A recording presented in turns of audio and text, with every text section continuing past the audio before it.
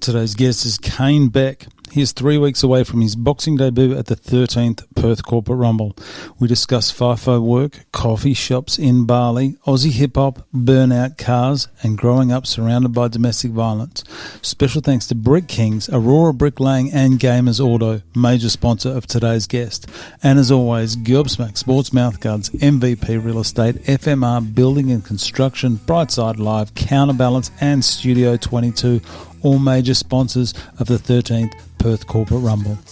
And a listener warning, this episode covers topics of domestic violence and may not be suitable for all listeners. If you or someone you know is experiencing domestic violence, please call 1-800-RESPECT. That's 1-800-737-732. Check out your photos. Make sure you're happy with them. Oh, do you know what fight number you are? You do know? Hang on, I got it here. Glenn put him in the chats yesterday. Oh, he did. Okay, because I didn't want to tell anyone because I don't ever give. Like I knew your. When did you know your opponent? Well, I was preparing myself for Jared. Oh, I thought you were going to get Jared. Yeah, so he's a big lad. Yeah, good man. Good man. Good man. You're the same team.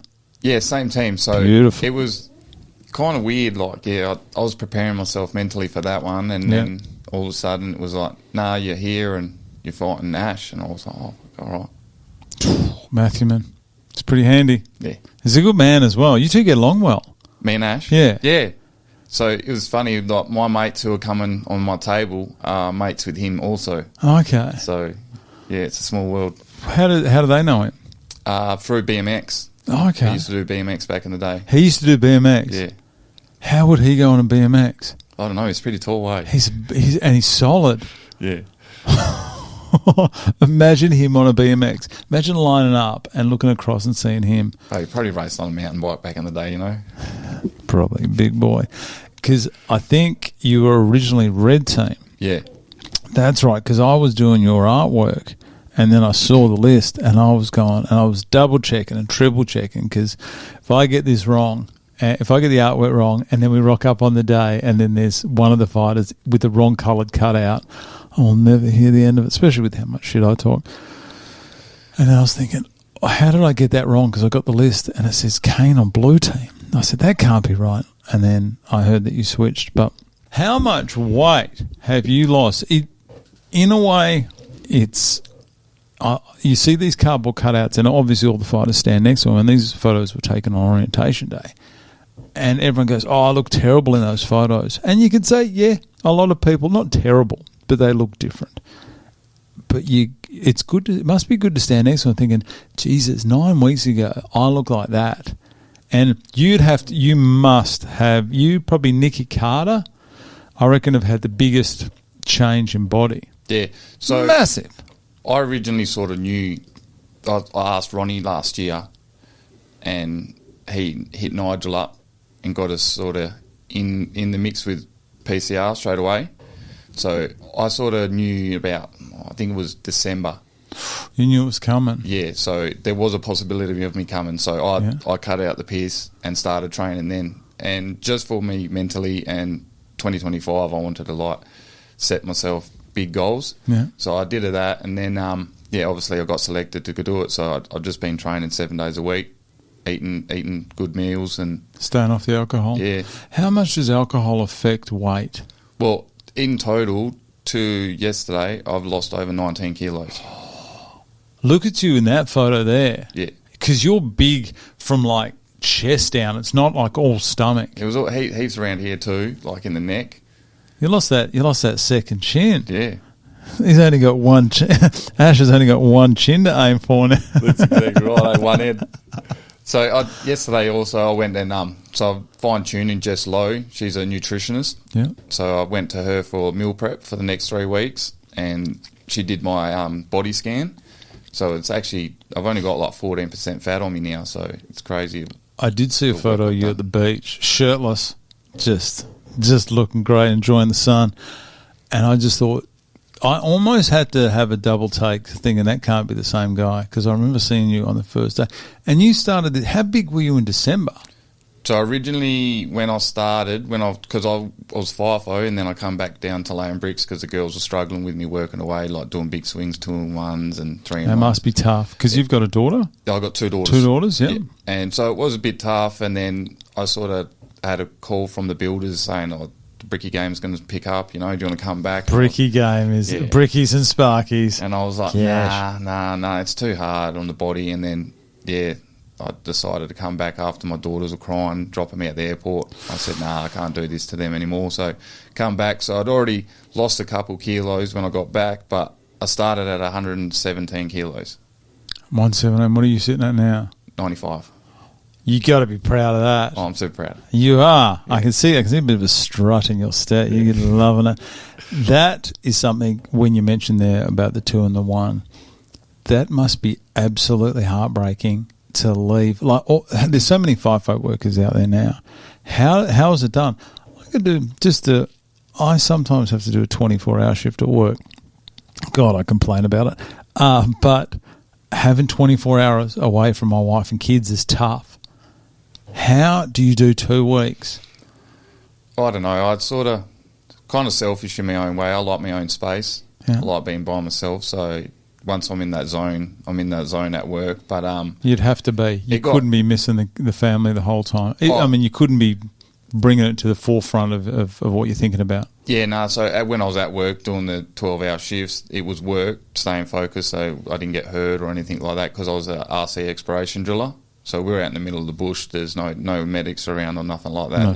The first aid kit.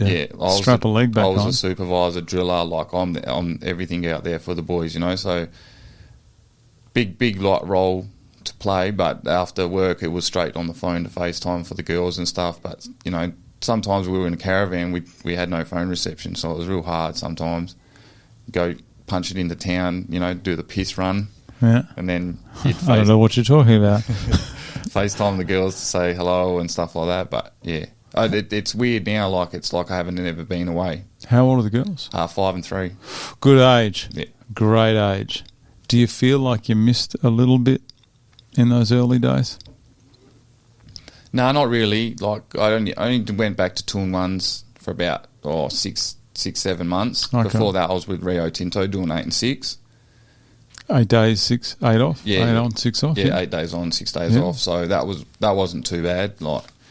But so it's little milestones that I suppose that you'd almost risk missing. Only because a mate of mine used to do 3 and 1, and it just broke him in the end because he of what he missed. I mean, 8 and 6 is still that's a lot of time away.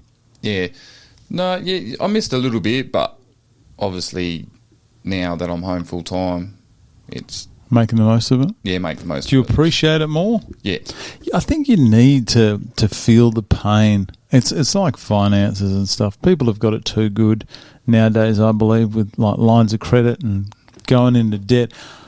I don't want anyone to struggle financially because I want everyone to go well. But I was thinking, I've always been cautious with my money, but I would like everyone to feel the pain, like just a taste. Just a taste of it and go, you guys got to calm down with your spending. Well, this is what I've been bad with my money my whole life. A burnout car? It's a wonderful investment. Cars, motorbikes, travelling, hence why my Instagram name's Wild Gypsy. So every 2 years I've got like a cycle. I get bored and I've got to go do something, either move country or, I just got to change it up. Yeah. So I'm trying to tame that down now, set good example for the girls, But it is your money to do what you want with. No one's got a right to tell you what to do with money, especially tax, especially the government. Oh, mate, don't get me started on them. Why are we just dealing in cash the whole time? I'm not saying do that, but do that. How did you've got a story to tell. I'm just going to get comfy here. You've been on a journey. What has brought you? Take me back. Take me on a journey back to 16-year-old Kane Beck. Grew up in Perth a little bit, when most of my primary school years was in Perth. And whereabouts? Midland. Okay. In around Midland, Beckenham, Cannington, and then we'd move around a lot. I was in a lot of the refuges with Mum through domestic violence and stuff. Her partners at the time would, badly on drugs and bashing her and stuff, so we would always do a runner. Jesus. But, yeah, and then we moved to Broome. I spent a few years in Broome and Darwin. That was good for me, like around the culture and stuff like that of WA. Yeah. Learned a lot there, and then we come back down to Perth for high school. Lived in Cannington, spent most of my time in Cannington for high school and stuff like that, and just around the wrong crowd and getting into trouble. And What kind of trouble? oh, You don't have to go into it if you don't want to. no, you're right. Just a couple stealing cars and stuff like that. Like, yeah, just stupid bullshit around the wrong people. Fighting. I was always fighting at the pub, full of piss, stuff like that. You know, punching on. My mate had a clothing company called Dirty Deeds, so we were like a well-known little gang back in the day. You know, Back down in the southeast of Perth. yeah. Around south of the river, everyone knew us. We weren't allowed to wear our shirts into pubs or nothing like that because they knew it was coming. Oh, so you were also like a little gang. Are they still around, Dirty Dudes? Nah. Okay. He got rid of that years ago. What are the boys that were in, like around Dirty Deeds? What are they doing now? Well, most of us are all family men now, married and settled down, and It's amazing what a good woman does to you, isn't it? exactly right. And what was it? Just were you just in a lifestyle that you knew you had to get out of? Because it is exciting. I can see how people get drawn into it in the sense of kids, young kids, that they don't have the right not supervision. There's obviously your parents are dealing with things, or your mum obviously is dealing with some horrific things. So I'm not putting the onus on her. But if you go to a young kid and you go, say, a 15-year-old kid, and go, do you want to be in school learning this stuff, or do you want to be running amok with your mates? Yeah. No one's going to say school. No. I would. If I had the opportunity, if I didn't, live under someone and rule with an iron fist, I would have been out just doing hood rat stuff. Oh, man, I can sit here for days and tell you some of the shit that we got Come into. on. Tell me some of the stories. No, these are some of the alleged stories, the hypothetical stories. Statute of limitations has now passed. Yeah. We can talk about these stories. Oh, just typical alcohol wag in school.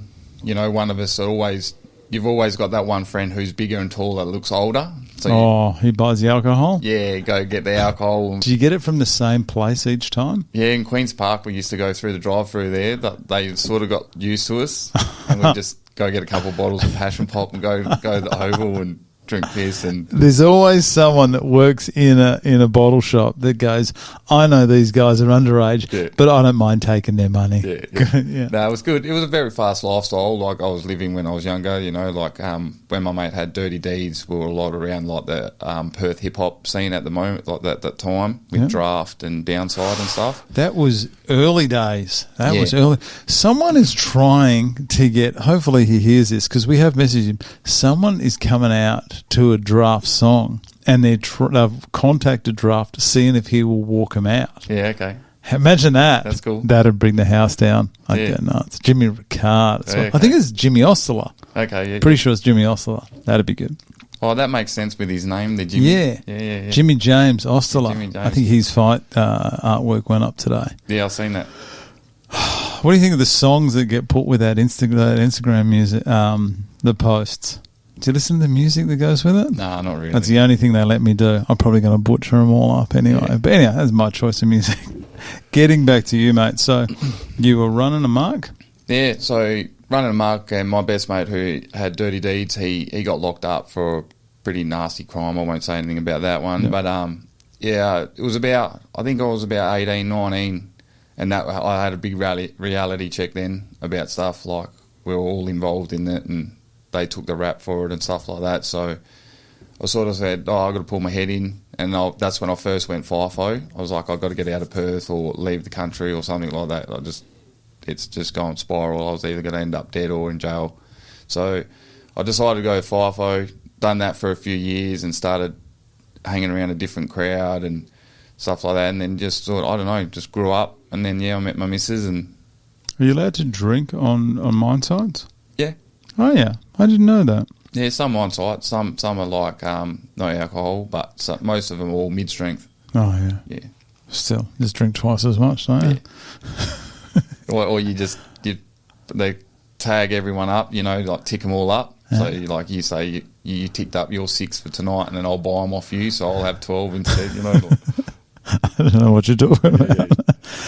Oh, jeez. So it's good though to have the awareness of where you're going, and I guess be accountable for your actions. So I never knew my dad.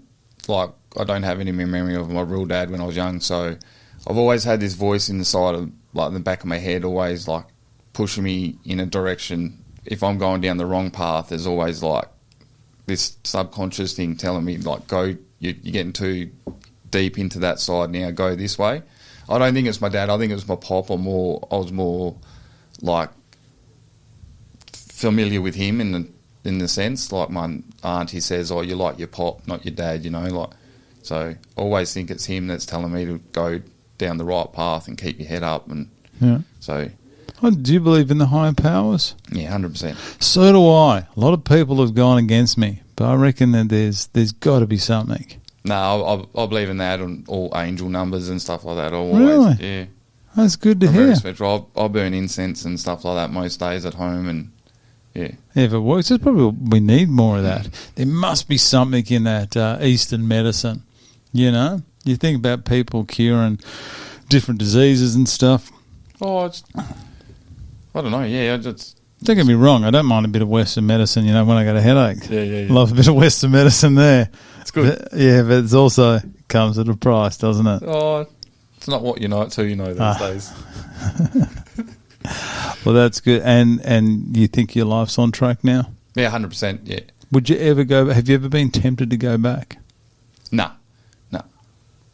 I've worked too hard to be where I am right now to go backwards. Like, I've got good people around me now. Like I said, most of the boys that I grew up with, they're all grown up, got kids, married, good businesses and stuff. So we all joke about it. We all sit there and take the piss out of each other and go, fuck, like, we remember that day, and we're like, fucking. Sometimes we think, how are we not dead for the shit we're doing? But it's good to be able to come out the other side and come out of it, I guess, clean. Yeah, because a lot of people don't. No, that's exactly right. That's why I'm doing this PCR too. Like, just for my daughters, to prove to them that you can do anything in life. You just got to be disciplined and dedicated to it. And for all the young boys and girls out there that are in messed up domestic violence situations and stuff, you can get away from it. Like my sister at the moment, she's got 3 kids. My mum's got her 3 kids, and she's just on a binge, on a drug binge. And is that your mum? No, my sister.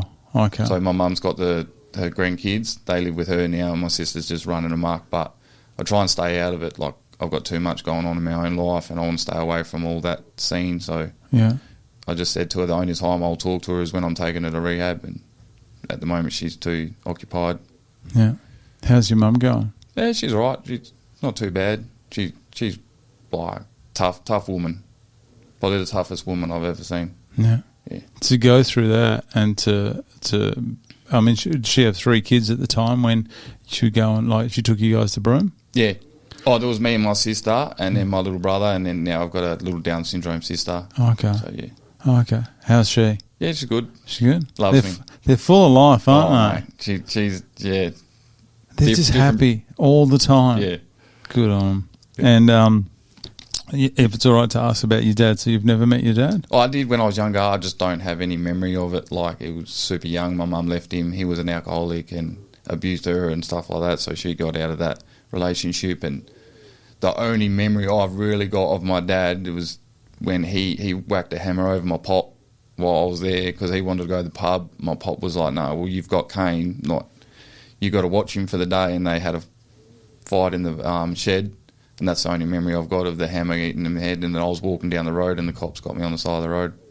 Jesus. I think I would have been about maybe 5 or 6, like no older than that. You think with kids, they don't remember stuff. But it's amazing certain things that are said. And that's why you got to be so careful, don't you? 100%. There's probably better memories that I could have of him, but that's the only memory I've got of him. And you don't know which one's going to stick with him. Yeah, so I just dusted my hands when he died. Like, I just went, no. So he's passed away now? Yeah, he passed away, yeah. Oh, okay. Many years ago. Oh, okay. Yeah. It must have been tough, though. Oh, yes and no. Like, I didn't cry or anything like that either at the funeral. Everyone was like, oh, you can cry. But I was like, I'm not crying over something I didn't know or I didn't have. Yeah. So ever since then, I've been pretty tough-skinned. I don't cry much or let things bother me. People come in my life and then leave. I don't hang on to the stuff. Have you had someone, obviously with your dad not there, but have you had someone almost step up and play that role, or did your mum manage to do both? Nah, my mum had a partner at the time, and he stepped up and took it. And at the start, he was a good man, and then I started obviously growing up a little bit. Started realising what he was actually into, and he was a really, really bad man. So, yeah, he got most of the time we were running away from him, and then he would find us, and then Mum would go back, and I guess love is blind sometimes, but it's a vicious cycle, isn't it? I can't knock her for that, but no, he was a good man. He did a little bit, but never a father figure. Yeah, more of a the shit that he used to make me do, hold his arm while he'd shoot up heroin and stuff like that, and he was a debt collector, so sometimes he would pick me up from school and he'd have someone in the back of the car that owed him money. And Jesus. Yeah. That's quite a life, my friend. So that was, as growing up, that was like, as a mentor for him, I wanted to be like him. So that's where I went down that bad road, doing all that shit. But then... It would have been exciting for a young kid almost to be intimidated. People want to be feared and intimidated. Not intimidated, but intimidating. Yeah. So that's still the thing to do. Yeah, no, it was crazy. But, I had like motorbikes, and he had nice flash cars all the time. So it was... You see all that as a young kid, you're like, oh, yeah, fuck yeah, I want to do that. I want to be that man. But now I'd look at myself and go, oh, but I've gone through that to be where I am now, and that's the lesson I had to learn and go through the hard yards to be where I am. But that's a massive accomplishment to get out of that, because that is a very hard... Something like that's all, I guess, all nice and shiny and exciting over here, and to go, no, I'm going to be on the straight and narrow. Yeah. That must be... What was there a certain... instance that made you change your ways? Yeah, just after my mate went to jail. He'd done 7 years for that crime, so I sort of woke up after that. I was like, all right, going to visit him and stuff in jail, and seeing all the boys in there that I knew and stuff, and they'd always say to me, Kane, like, you got to pull your fucking head in, man. Like, so they were... Yeah. They were always, like, once it all happened, went down, they were like, you got to pull your head in, you deserve better. You're a good kid. And so I sort of... Yeah, once I started hanging around different crowd, being FIFO, I sort of, they had Harleys and cars and houses and stuff, but I was still living the fast lifestyle, like partying all the time when I was home. I had a different girl every time I was home, and always out partying at nightclubs and at home, and all the boys would come over. I'd just throw everything on the table and let's run amok, boys, for the whole week I'm home. But Jesus. Yeah. It's quite a life, isn't it? It's at its moments. You got to, in a way, you got to have a bit of respect for the guys that went to jail and actually didn't want to drag you in there with them. That's. I mean, if a positive come out here, obviously don't know what the people did, and best I don't know, or best I don't even know who they are. But the fact that they realise what's happened and go on, we can't get the rest of the boys in here. We got to let other people learn from our mistakes. Yeah, that was good. Do you still see any of them? Joe, yeah, I still talk to Joe. He's like my best mate. Don't need to drop any last names here, okay? No, he's a good man. Like, he's into his art now, so okay. He's on the straight and narrow. He's cleaned up big time now, so that's good. But we don't talk that often anymore because he's got his own life and I've got my life. But when we do, it's like we've never been apart from each other. Hey, they're good friends to have. Yeah. You can have years apart, and as soon as you get back together, as long as you don't go down, as long as you don't act like you did back in the day. Yeah, nah, we're too old for that stuff now. Can you imagine trying to go back to back, like nights out, like we used to? Oh my God! I can't even remember the last time I went out. But that's got to be a good thing in a way, because you feel so much healthier. The bank balance loves you on a Sunday morning. Someone said to me, you never regret going out and not drinking. No one ever wakes up in the morning and goes, geez, I wish I would have drunk last night.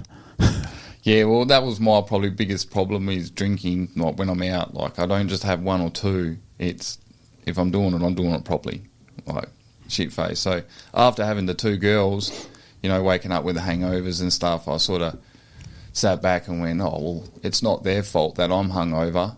So why should I be laying in bed? Why they want to play or do an activity or something? I was like, that's not fair on them. That's just selfish for me. And so sort of got out of that and started steering away from the piss and getting off him. One of my other good mates, he got into a bit of a thing with his partner at the time, and I was sort of coaching him and saying, you've got to stop drinking. So after telling him, I was like, fuck, I'm doing it too. Like, just, alcohol's the devil. That's why I don't touch it, mate. Yeah. It's funny, I was having this conversation with my wife the other day, is I know how I get when I drink, and I'll have one or maybe two and stop as soon as I say, because I start getting very sarcastic. I mean, I'm probably sarcastic by nature, but I start saying shit that I shouldn't say, and I go, I don't want to be this person anymore. So, yeah. It's amazing, like maybe the right woman and or man and kids, what it actually does. Yeah, well, I met Caitlin. Oh, we've been together 10 years now. So we first met, we knew each other. We were friends for years. I was trying to get into her. She wouldn't let me. Trying to get into her. She will love you putting it that way. Nah, she knows. The story is actually interesting, the way we met each other. Tell me this, Kane Beck. I'm actually just trying to get a photo of her. Let's have a look. Where is that her? Yeah, that's her, yeah. Oh, you've done well, my friend. Yeah, I know. She's a good woman. I mean that in the most respectful way. Yeah, no. Good job.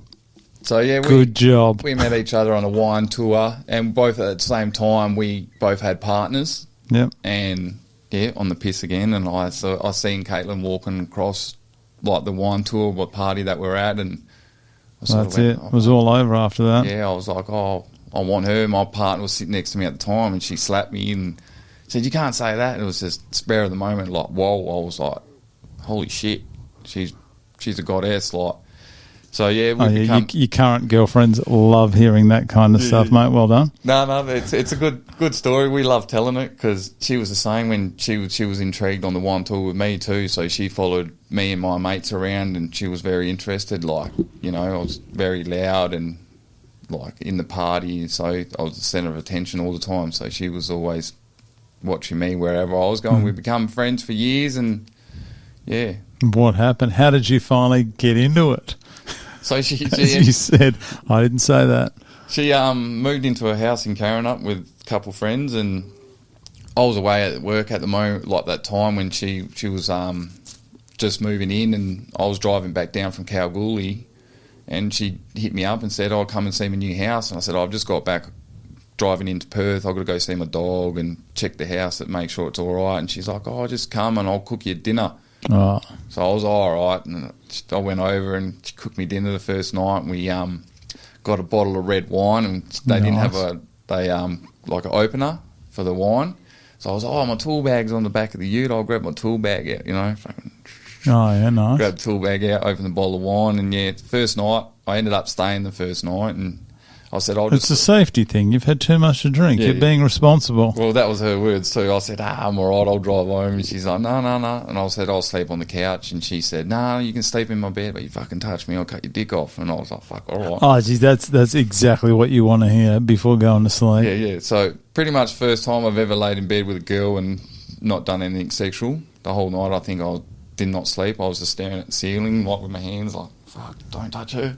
And then sheet was like a tent, was it? Oh, she was rolling over and touching me, and I was like moving her hand. I was like, please don't wake up, like, see, And then I went home. And she's not going to let you put any of this in here. You make sure she listens to this before I post it, okay? She'll laugh, she'll chuckle about it. But the next day I went home, see my dog, checked the house, and then she actually hit me up. She got heaps of flat pack furniture from IKEA. And classic. She said, I need a hand. Can you bring your power tools over and help me put it all together? And second night, one of her best friends, Kim, was staying over. We were all sitting in the lounge room, and once again, on the piss again. And I was like, I'll just sleep on the couch. And Kim was supposed to stay, and Caitlin said to Kim, you got to go home, Kane, stay in the night. And 10 years later, here we are. Never left. She knew what she wanted. Yeah. She wanted a bit of Kane. That's it. Good job, Caitlin. Well done. You scored yourself a good one. Yeah. 10 years later, you guys going strong? Yep. Beautiful. Yep. 2 girls? 2 girls, a lot of personal development together. We've done heaps, like probably, my daughter's 5, so probably 7 years ago, I was bored. I was doing the bricklaying game again, and we had a house, and I just said, I'm sick of the same rat race, getting up, same routine. Let's just pack everything up and sell everything that we don't need and move. And she goes, where do you want to go? And I said, let's go to Bali.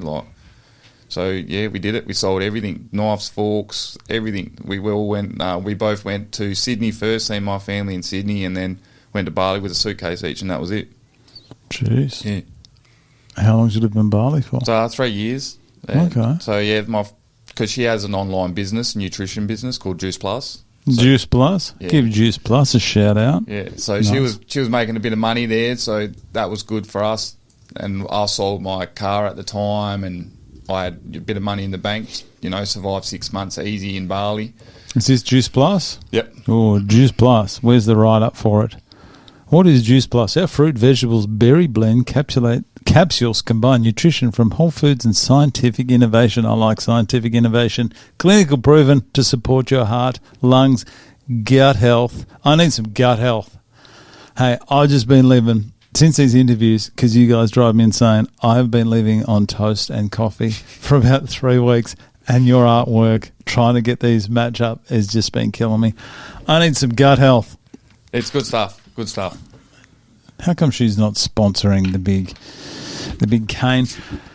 Volcano. Let me get this right, because I'll forget it. I'm jumping ahead here with your nickname. Your nickname is Volcano. Yeah. Is it spelled VOLKANEO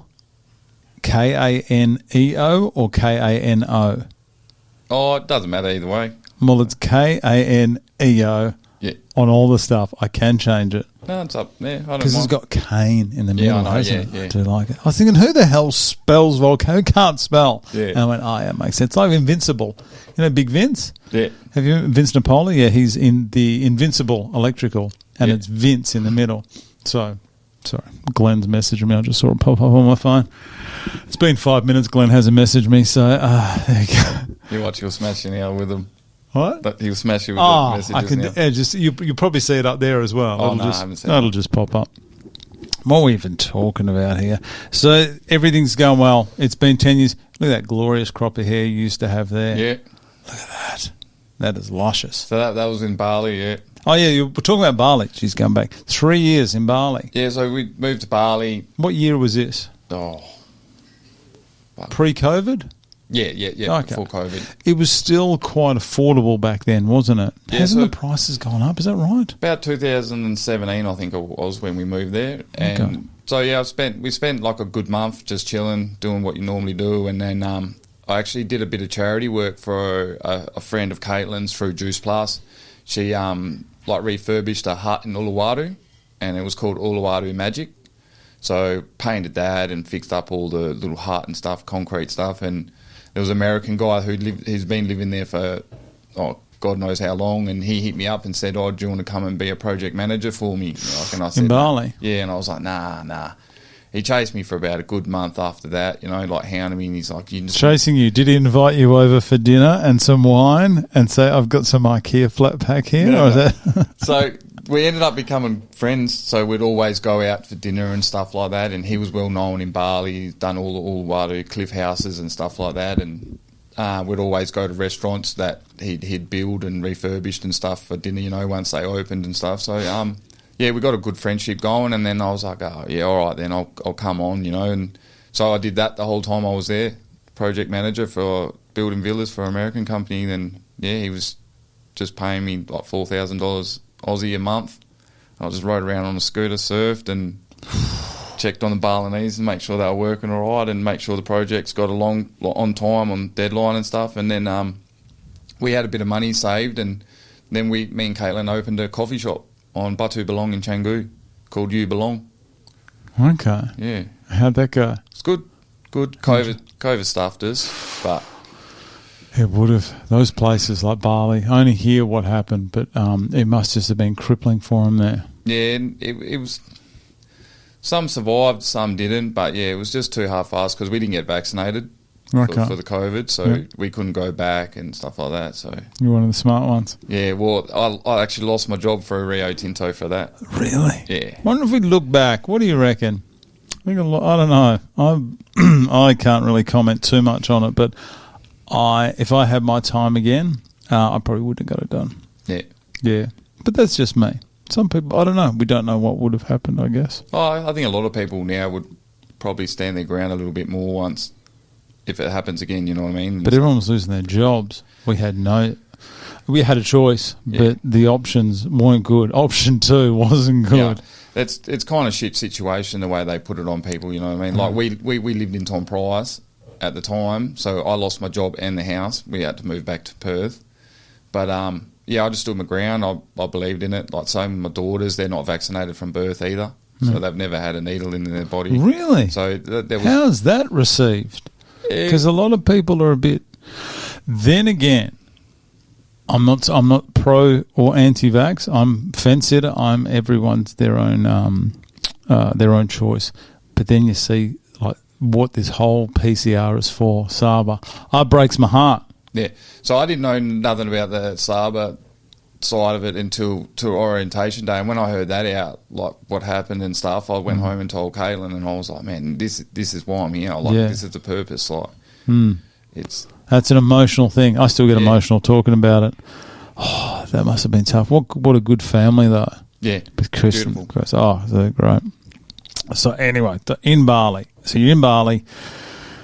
3 years in Bali. Yep. And then it was time to come back. Yeah. So we ended up. Caitlin fell pregnant.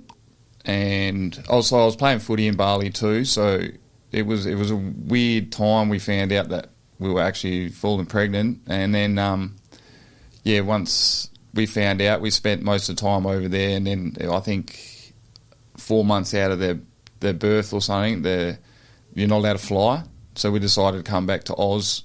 4 months into pregnant, is that how it is? To the end. Is that how it works? Yeah, I'm not too sure. They're not allowed to fly at a certain time in their pregnancy because the altitude or something. Pressure on the safety. Belly. Yep, I got you. So we come back to Perth and then jump back on the bricky game and then, Still doing the bricky game? Yeah, still doing it. How backbreaking is it? Oh, it's not too bad now that I've lost all this weight and your condition. I'm starting to feel good, more at work, but it's just painful dealing with the builders and brickies and labourers coming into work. Isn't it funny that the hardest part of any job is the people? You could be shoveling sand all day and they go, what's the worst part of your job? And they go, people. Yeah. How do you go in the horrible summer we've had? This summer's been particular. Are the summers getting worse or is it just me? Am I getting softer? No, they're getting hotter. They are, aren't they? Yeah. So we start early, super early. I'll get up at 3. I'll be at work at 4, and then. What do the neighbours say with you clinking around? They get on your case? No, most of the time when we're building houses, you're away from people, and if you are, you sort of don't turn the mixer on till a certain time. You can still do stuff, you move around and stuff, but the electric mixers, they don't make that much noise. Yeah. Yeah. And you don't have the stereo cranking like all good work sites do. 7 o'clock though? Oh, 7 o'clock comes, but if there's no one around, as soon as I'm out of that car, that radio's on and pumping. Yeah. It's the one thing I noticed about trade sites is there's one radio. It's normally covered in bits of concrete and sand and shit, and it's on one station, and no one is allowed to touch that station. Oh, we've always used Bluetooth and the radio. Oh, okay. Yeah. Oh, different times now. Just throw on Spotify. Yeah, I know, yeah. Throw on one of these podcasts. Listen to me gas bag for an hour. That'll ruin your day. I can't believe people listen to this. There was a structure to these interviews in the old days. The first lot of interviews, I was having a look, they go for 32 minutes. The early ones that I used to do, they used to be in and out. So weird. You stepped it up now, haven't you? I think the problem's me. Everyone's just interesting. Everyone's got a story, and I'm keen to hear it. And just some people just takes a bit more to entice them out of it. So playing footy in Bali, I just saw a photo just pop up here. Oh no, that's obviously at a Richmond game. You're a Richmond fan. Yeah, so I played footy in Bali, and head coach was Rick Ollershaw. He played for Essendon and Bulldogs, and Is it Ollerenshaw? Yeah, Is that? Oh, yeah, Ollerenshaw, I know one. Yeah. So yeah, I got He was a good player at Essendon. Jesus. yeah, really good player, good coach too. Yeah. Really good coach. So obviously playing over there, he had a lot of his fingers in with the AFL, you know. So a lot of the AFL players on off season and all that would come over and play with us and train.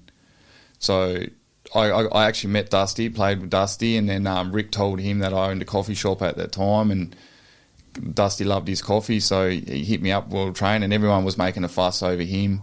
Yeah. And me and my mate Jobby, we just sat back and trained, and he come up to us while we were in the pool and doing a bit of recovery, and he said, "Oh, Rick said you got a coffee shop." He's like, "I love my coffee. Can we go there after training?" And I was like, "Yeah." So I took him to my coffee shop, and we just hit it off. We spoke for hours out the front. And good guy? Really, really good guy. Like, it's crazy, like, with his profile in AFL, how humble he is. And the media just destroy people, don't they? Down to earth, like, the chats that we were having, like, the connection and just his life story growing up. He was just telling me, and I was, yeah. So, and then, obviously, because he was in Bali for New Year's, I took him out to a few restaurants, and, yeah, we got really close, and, yeah. He's doing well now, isn't he? I haven't spoken to him in a few years, but, yeah, apparently he's doing really, really good. Good to see him doing well. Yeah. It's not like a lot of those guys. The media just love drama. Yeah. And they love to make someone out as the villain. So that actual photo, he hit me up. We were in Perth at the time, and then he said, "Hey, come to Melbourne. I'll give you some tickets to come and see us play." And we flew over and Jeez, got to not going to say no to Dusty. Him. Nah, no way. He actually, when my daughter was born, he sent me a game jersey. I don't know if that's on there too. So a quick gander. Anzac game jersey signed by him to my bro Kane. Like, can't see any of the photos in here, mate. You've got a lot. Yeah, no, I don't. It will be up near that one. It'll be on my Instagram. I'll get into Instagram in a bit. So when you mentioned about players coming over there to AFL players coming over to play in Bali, from what I've seen is that when former players or current players do go international to play, it actually almost, because it's not televised, because it's not for the money, it's just they seem to love it. Only because I used to see a few of them play when they came to London to play, and they were just playing social, and you could see how much they love it and how it was almost like they're enjoying footy again. There's no pressure. There's nothing. They can just do what they want to do, and I see the importance of that. And if someone like Ollerenshaw can go over there and coach, he'd be loving it. He'd go, I can do what I love doing without a Channel 7 camera, Channel 9 camera in my face, just ready to pick up on anything and run with it. And you're in Bali. Let's have a few bintangs afterwards. Oh, we travelled all over Asia. Like, I went to Japan, played in Japan and everything for it. It's all funded by AFL Australia too. Is it? Yeah. So obviously, because they're trying to get international support. So they pay for your flights and stuff like that to go play footy. So I was getting paid to play footy while I was over there for the flights and stuff like that too. Jeez. Yeah, it was good. That's a good life. What position? Ruck. In the ruck? Yeah, I thought so. Rick put me there. I didn't like it that much sometimes because I love to run. Okay. But yeah, the ruck, yeah. I thought I'd see you up forward or something. Nah, sometimes I'd play forward and then mostly ruck, yeah. Okay. I used to be a defender. I couldn't kick straight. Yeah. As much as I tried. So I just used to spray it up the middle. It'd go somewhere. AFL. It's the right side. Yeah, AFL was never my strong point. Neither was boxing. Oh, what are we on to? Your drag. I'm going to go on to your drag. Actually, sorry, only because I saw it first. We've talked up your partner's business. I'm going to talk up some businesses now. Yep. You've got 3 sponsors, 3 big ones. Aurora Bricklaying, is that your business? That's my business, yeah. Okay, I did see it. You've got one of the hardest logos I've ever had to try to manipulate. Where the hell is it? There it is, up the top there. Because I have to turn this logo all... Oh, I'm having flashbacks. I have to turn this logo all white for your shirt. Oh, didn't I send you the... Have you got this in all white? I've got a couple of them that are for I thought I sent them. Yeah, you did. I would have sent them to Pim. No, I still got my hands on them. Okay. They're hard. Because if I turn this all white, it looks like one big mash. We'll work it out. I've got one in there that's all black, I think, for white background. No, I think I've got it here. Where are your t-shirts? No, hang on. Where are we? I'll make sure I've got you here. Kano, Aurora. There we go. So this is it. Oh my God, I'm not making it easy. Aurora, tell me while I'm trying to get this thing to actually work. Tell me about Aurora Bricklaying. There we go. So Aurora Bricklaying is. I had just a basic subby name, Kane Beck Bricklaying before, and Aurora is actually my oldest daughter's middle name. Callie Aurora. So it's her name. It's named after your daughter. Yeah. Is that logo okay with you? Yep. Okay. That's as straight as I could get those lines. Yeah, that's fine. Are you sure? Yeah. If you want it changed, you tell me now. Don't come to me on April 4 and go, Brad, by the way, can you please change this? As long as you're happy with that. No, they're all right. Okay. Yeah. It just packs it in. Possibly not exactly a legal copy of Photoshop. Anyway, so Aurora Bricklaying. That's nice if it's named after your daughter. Yeah. Okay. And who are the Brick Kings? Brick Kings is a good mate of mine, Jono. Grew up with him in Cannington. Jono. Yep. And spoke to him this morning. So he's always been a brickie. Me and him were on, growing up when Brick Lane and stuff, we were always together. We were like two peas in a pot, best mates. Like we used to call each other brothers. Everyone always thought we were brothers. We sort of looked similar and, yeah. So he's got Brick Kings. Yep. Beautiful. And last one, Gamers Auto. Yeah, so Sonny's the one actually I bought the Land Cruiser off that I was telling you out the front. I was looking at his website, actually, and with all his cars that he has available, I'm looking for a single cab tray-back ute as well. Sonny's keep an eye out, Sonny, mate. If one pops up, just get on it. Just message me. I'll come out and have a gander. Him and his wife are actually with Caitlin in Juice Plus. That's how Caitlin got into Juice Plus. Oh, okay. So she's known them for a very long time. They're very, very close friends, like family to her. So, yeah, I approached him and said, I'm doing this fight, and they knew my story and stuff like that. So they said, yeah, we'll jump on as sponsors. It was good. Everyone's been supportive? Yeah, everyone, yep. I was going to say, has there been any... Actually, I can't even think of the last time anyone's had a negative reaction to someone fighting from someone, like a family member. The only thing I get usually is the mum, who, not this time around, I have had someone's mum message me and say, can you please try to talk my daughter out of fighting? And I said, I don't want to bar at this. And I said, listen, she's a grown lady. Yeah. I said, I do understand your concerns and I respect your concerns, but I cannot tell your daughter what to do. Plus, I was scared of the daughter. I said, I cannot tell your daughter what to do and what not to do. You need to have this conversation with her, not me. Yeah. And she never got back to me, so I could tell she was shitty with me that I didn't sort it out. But anyway, obviously all the mates go for it. Yeah, all the mates, everyone, even the old girl, when I told her, she just went, oh, what do you want to do that for? And did you tell her that she gets to get dressed up? No, she's not coming. No. Really? No, she said I How can't. Come? Oh, just obviously my nieces and nephews, like she's got no one to watch them. So she just said she just doesn't want to see me get my head punched. So, yeah.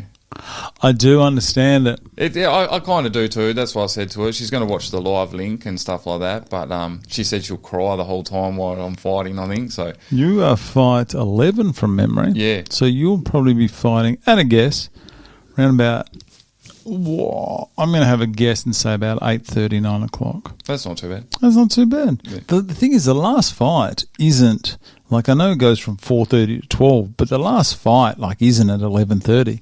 Like the last fight is 10:10. Yeah. You got to have that up. This whole thing is, I mean, it's around the boxing. The boxing is the biggest thing. But one of the coaches, I'm not going to say who, but it's not Nige. This person is so focused on the after party.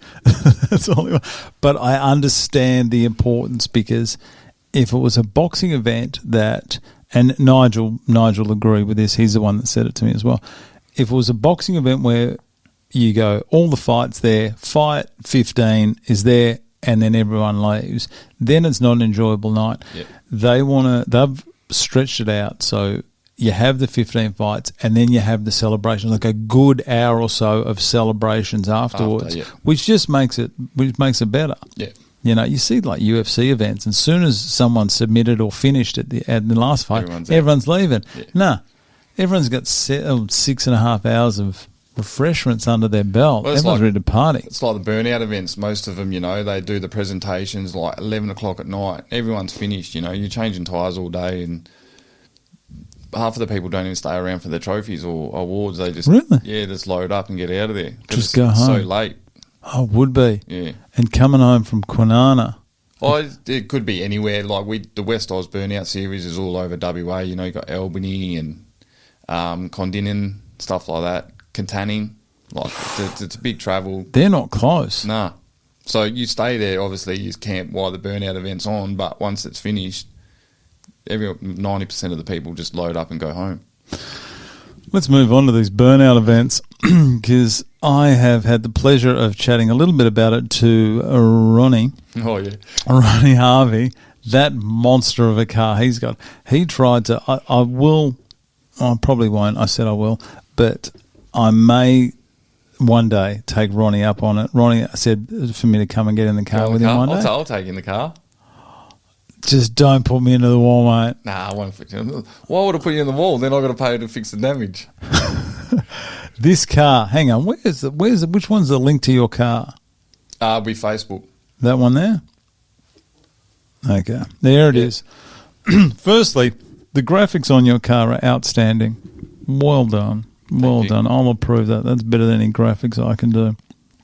Is the car name Hypo? Yep. What kind of car is it? I don't know cars, by the way, so I'm still learning. It's a VSU.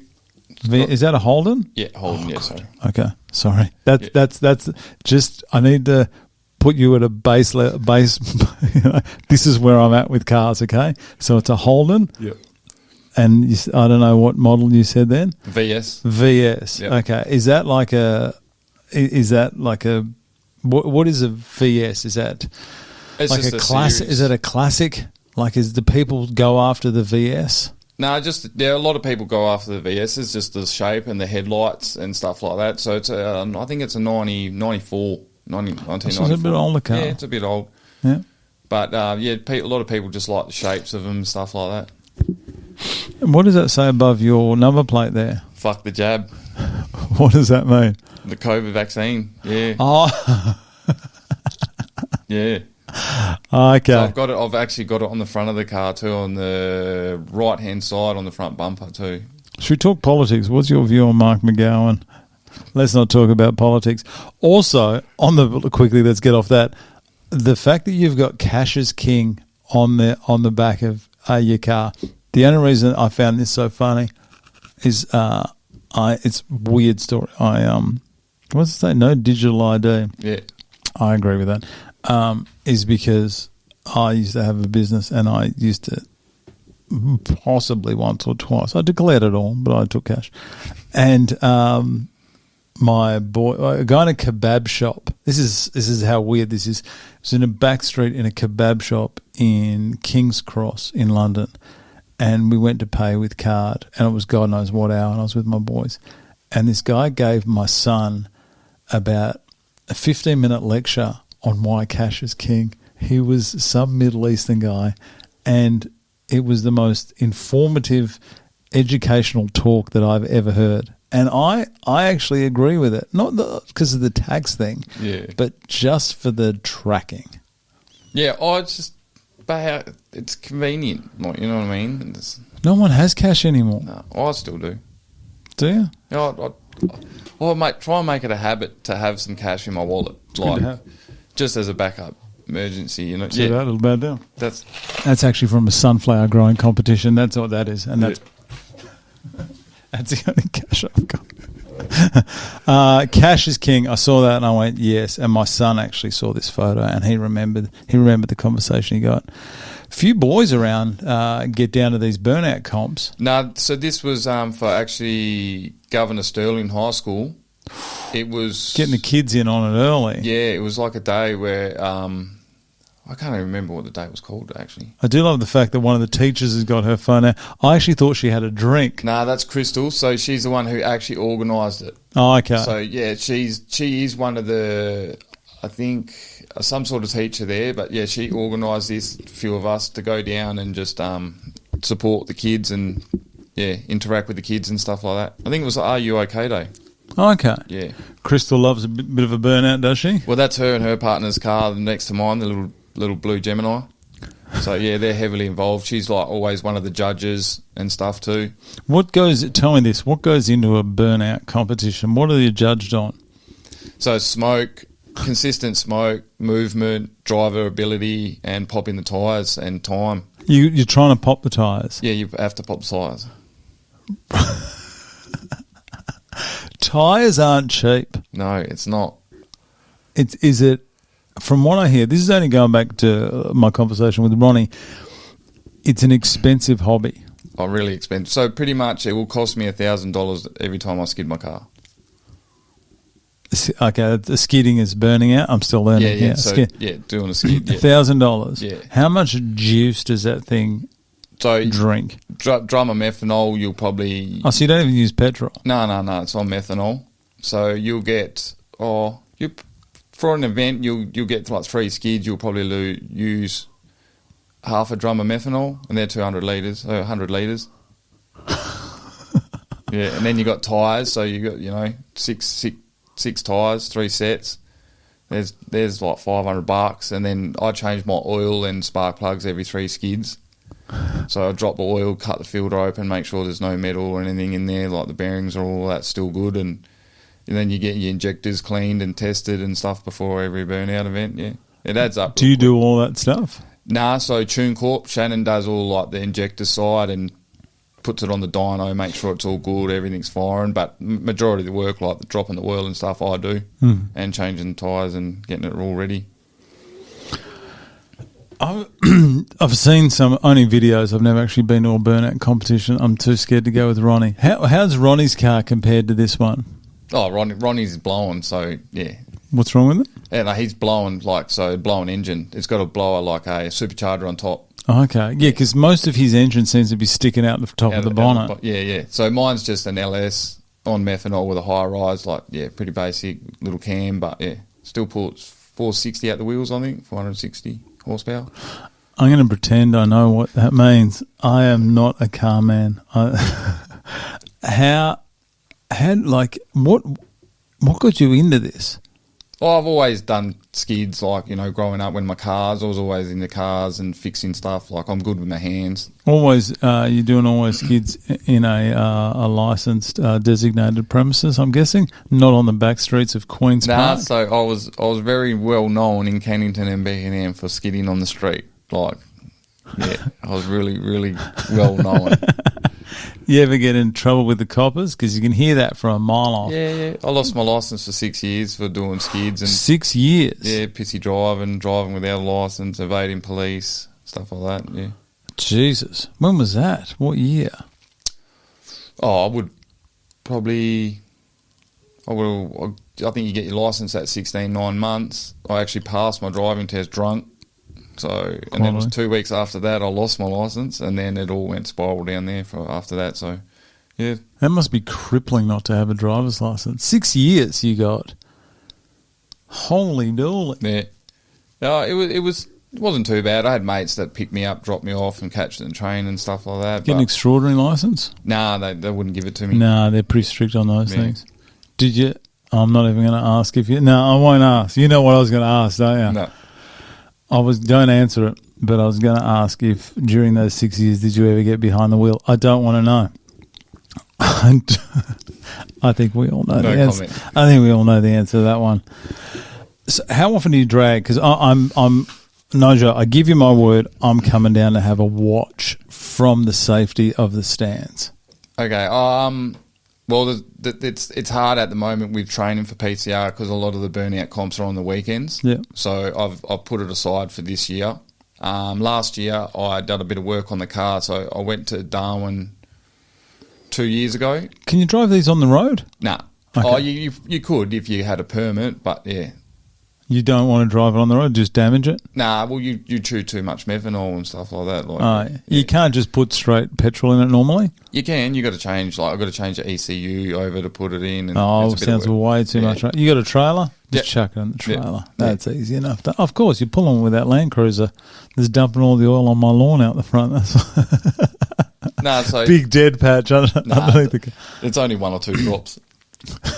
Yeah, sure. Big black patch on my lawn. But so I'll go over the way this year, this season, just to do PCR. But once PCR's done, get back into it. Get back into it. Yeah. Well, let us know. I'm from the stands. I'll have to come down and have a watch. Do you go on the same days as Ronnie? Yeah. So any event, most of the events will be the same. All same day. Yeah. And that's down at Kwinana. Is that right? Oh, it could be anywhere. Barbagallo, Kwinana. Where's Barbagallo? Is that up north? Yeah, towards Wanneroo. Oh, yeah, I know the one. Yep. Okay. I think it's called Carco now. I think. Carco? Yeah. Oh, yeah, because it's sponsored that big place out there in Midland, isn't it? Is that called Carco? Oh, the wholesaler. Yeah, I think that's who it is, yeah. Okay. I think they bought it out or something like that. Whatever it is, mate, just let me know. Yep. And I'll come down. How loud is it inside the car? Pretty loud. Do you wear earplugs? Nah. Why not? Because you got to hear the car. You can get like the drummers' earplugs, like the drummers use them, right? And it's not like wearing earmuffs. What it does is it dampens certain frequencies. Oh, it's not that loud. Like, it's loud, but it's a soothing loud. Rocks you to sleep, does it? It does. What happens when it gets like the cab and everything? Because I've seen it. Everyone's got their windows down, giving it a bit of this out the window, which you got to do, extra points. What happens when the cab fills with smoke? How do you see? You don't. So that's where it goes down to driver skill and driver ability. Like, so you sort of got to know where you are or correct yourself real quick if you're going in the wrong direction. So and you just feel it. You got to know your car. You can see. It's like trust. Ronnie said something about trying to see the lights through the smoke. You see the lights, yeah. And that's how you do it? Yeah. But sometimes if it's that bad, you do stop. Like, you stop. Yeah. And then you lose big points. So you try not to stop. Okay. If you get stopped for anything too, you lose points.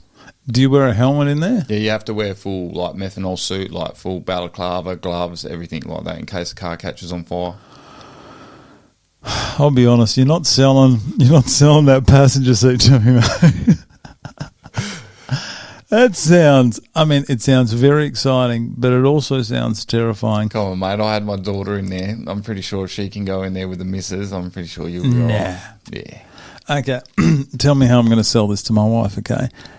I'd say, listen, I'm just going to go to the racetrack with Kane. I'm going to sit in the side of his burnout car. I'm in full fireproof bloody jacket and flash hood in case we hit the wall and catch fire.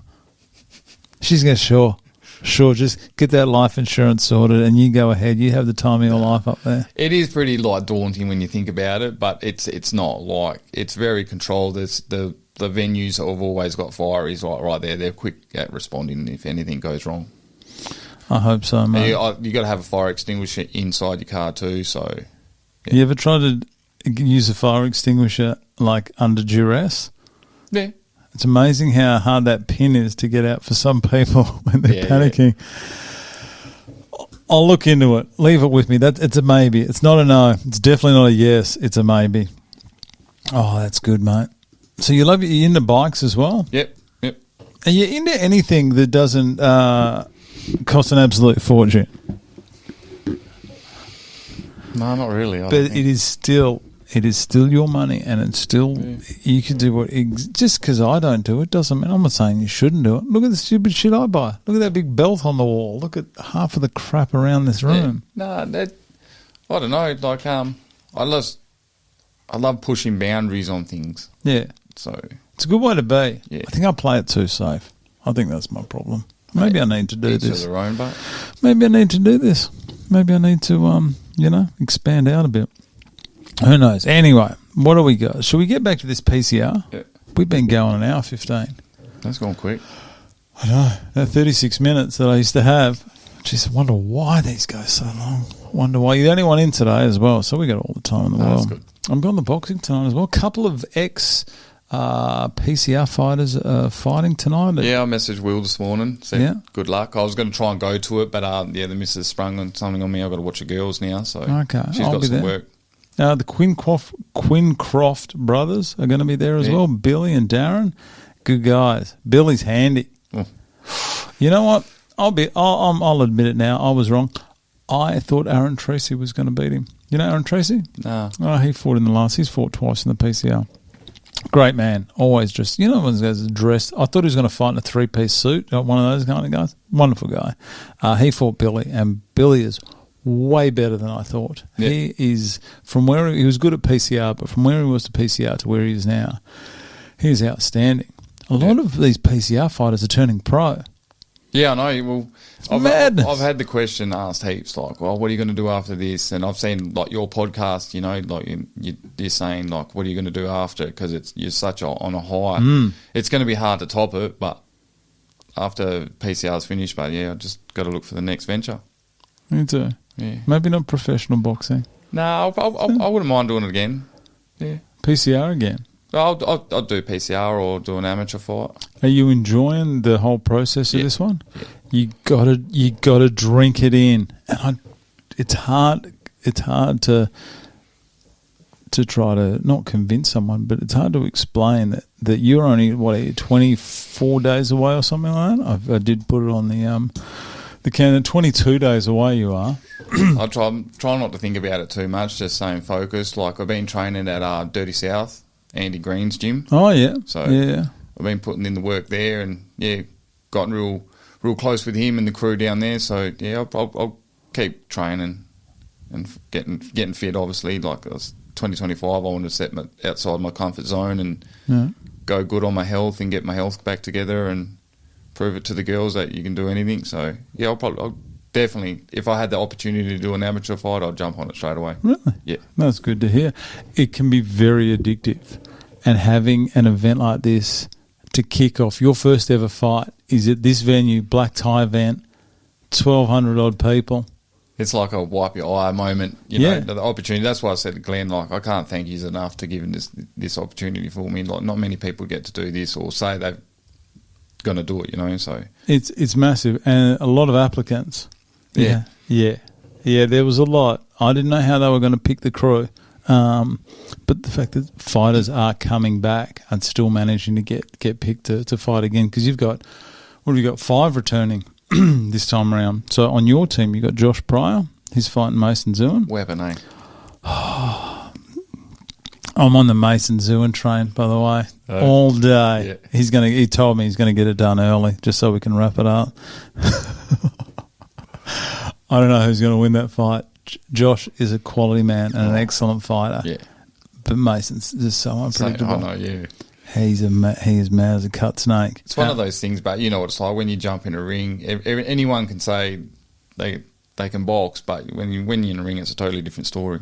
But both of them can fight, because I've seen them both fight. I know, but Josh Pryor beat Jody Cahill when he fought, and I didn't think anyone could beat Jody. I thought, who is going to be fed to Jody Cahill?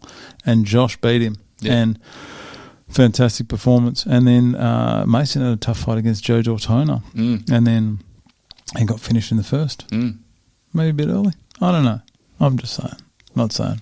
Anyway, you're 22 days away. You're right there. So you are staying at the Crown? Yep. When you're there? How many days are you staying at the Crown? So we're staying the Friday night. The girls are going to come, and then obviously the mother-in-law is going to take the girls to Saturday night for the fight. Then we check out Sunday, and then Monday morning we're shooting off to Bali for a week. Nice. Yeah. On Monday? Yeah. With the belt?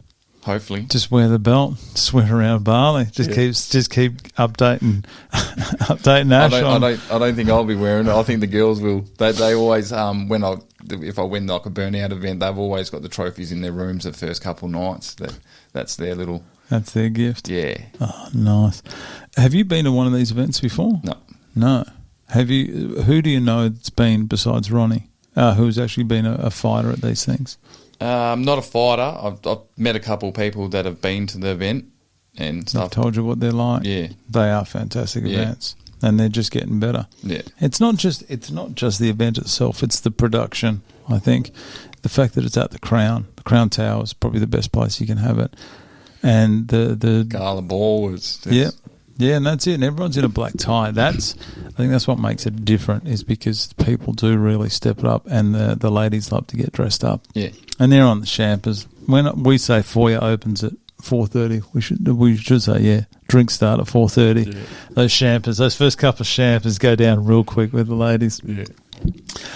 So this is where are we here? So prior to this, obviously you've been doing some training. Have you had, besides your time as a street thug, have you had any boxing training? Nah.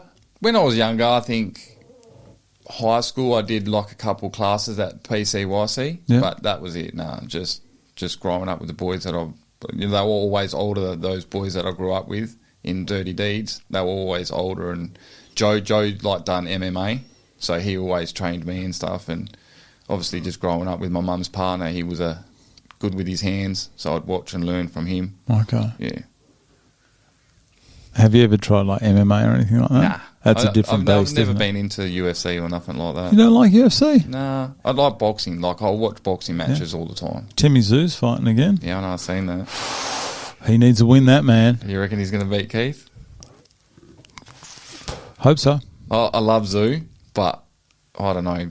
I'll watch Keith, and he is that one time, like he said, he's not the champ for no reason.